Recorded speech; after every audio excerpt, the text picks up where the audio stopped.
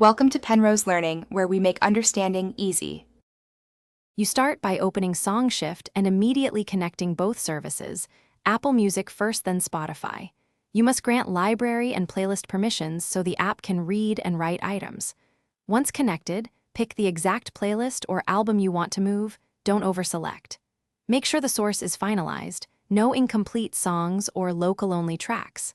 After that, tap Next to create a shift. This begins the transfer setup and prepares SongShift to analyze matches.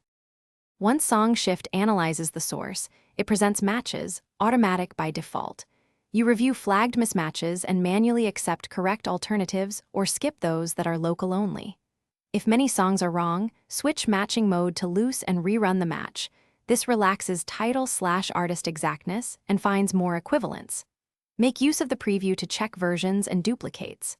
When satisfied, confirm the shift. SongShift will cue the transfer and prepare the Spotify destination playlist for import.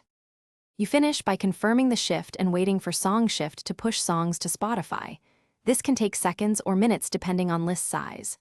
Once done, open Spotify and verify track order, duplicates, and missing items. If a song didn't transfer, rerun matching for just those tracks or add them manually. If transfers fail repeatedly, reauthorize your accounts in SongShift and clear the app cache. That usually resolves permission or token errors quickly. Thanks for watching. If this was helpful, leave a like and consider subscribing. See you next time.